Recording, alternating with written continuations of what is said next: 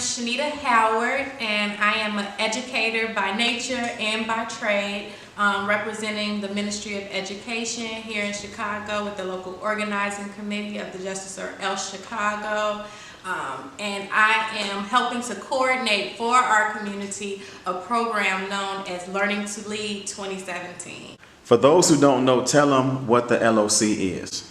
The LOC, wonderful. I love talking about the LOC. The LOC stands for Local Organizing Committee, which is the Chicago-based organization for the Justice or Else movement. We meet every Wednesday at 7 o'clock over at MUI, which is the Muhammad University of Islam over on 73rd and Stony Island. On Wednesdays, we collectively come together as various organizations, businesses, individuals, all dedicated to the mission of uplifting and building our communities into clean and safe places to be. Sometimes we separate into different ministries. For example, I mentioned that I'm in the Ministry of Education, but there are a multitude of ministries, and we collectively combine in those ministries to work on projects that are aligned with our mission. And what is this program about? The program is focused on youth ages 12 to 14, focusing on that rites of passage age group, focusing on youth that are underserved. There's a lot for elementary school students. High school students are able to go and find jobs, but that middle school age is really hard to engage. And so that is the focus of the program. And what we want to do with them is to strategically plan and coordinate activities and programs and workshops for them so that they can engage in a wide variety of curriculum areas that aren't necessarily a part of the standard curriculum that they get in the public schools. So that ranges from agriculture, science and technology, arts and culture, just a variety. There are about 9 categories that we're focusing on. And why is this important for them to get some of these things that are not part of the public school curriculum?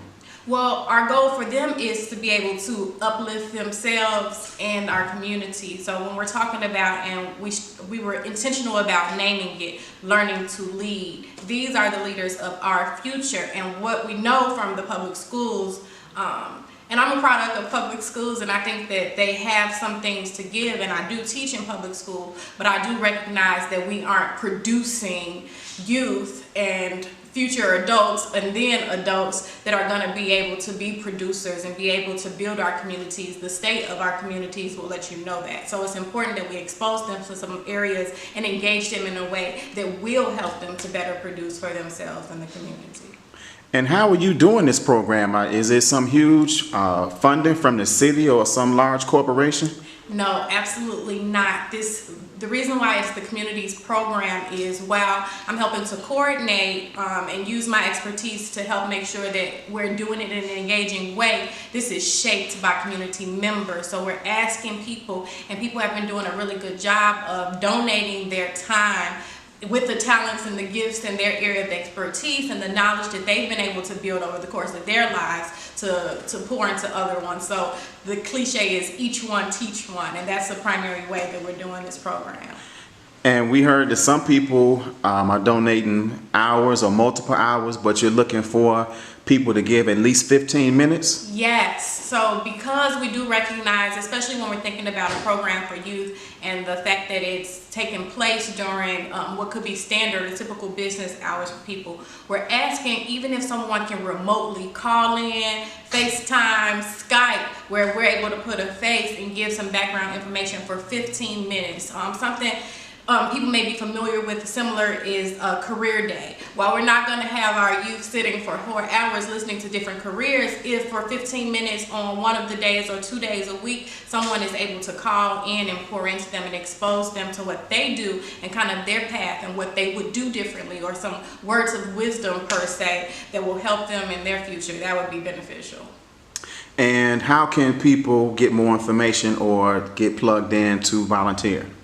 All you have to do, there's a website. It is called reconditioncommunitycoop.com, and it's just a website where anybody who is contributing to reconditioning and cooperatively building our community, they can go there. You can find out more information about Learning to Lead, the program, and there's a form that you can just completely, in about 1 minute, that you can give some information, and then someone will follow up and make sure we're able to secure something final.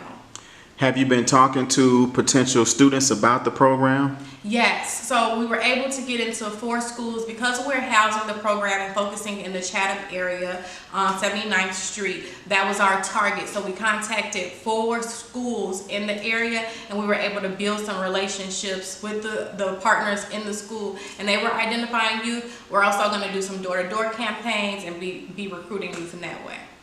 Beautiful. And what do you hope students will gain from this during this program? I really hope that our youth gain, one, a sense of community, right? These aren't strangers. These are my brothers and sisters, and be able to be exposed to people who love them and who care about building them up in some capacity. As well as exposure to all the potential that they have and different things that they're able to do. It's one of the things that I understand, even from my own experiences, you can't be what you can't see. And if they don't have access because of their limited circles or resources to information, then they don't know what their future could hold for them. And we really want to hope that they're able to expose themselves, or we hope to expose them to a better future, options at least. And lastly, as an educator, do you have high hopes for the future when you look into the eyes of the students that you touch on a daily basis? Absolutely. I've been teaching for 10 years. I teach in the secondary level, so 6th through 12th grade school. I focus specifically for 6th through 8th grade students. And when people talk about our youth and they're hopeless and they're so bad, and I just don't see that. These are children, and they want something, and they are receptive to receiving everything that you have to offer them. They just need someone to connect with, and I definitely am very hopeful. And talk a little bit about some of the people and support that you've gotten being a part of the LOC. So some of the things, so for sure we have LOC members are coming. For example, Sister Denise is going to come and teach about healthy food prep and exercise. We have Brother Jeff Baker, who's going to donate his bus for 4 different field trips across 4 weeks to take our youth on field trips, because they'll be taking some field trips.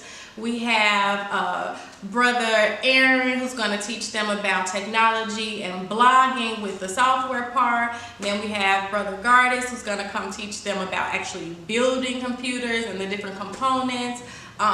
I can go on and on. I don't want to miss anybody, but there are lots of supports coming out of the LOC, and even from the LOC connections, even with individuals who aren't able to necessarily give their time, they've been reaching out to their networks and sharing it. So we've been able to build the program, and so far 40 of the 100 hours that we're trying to recruit through those connections and networks.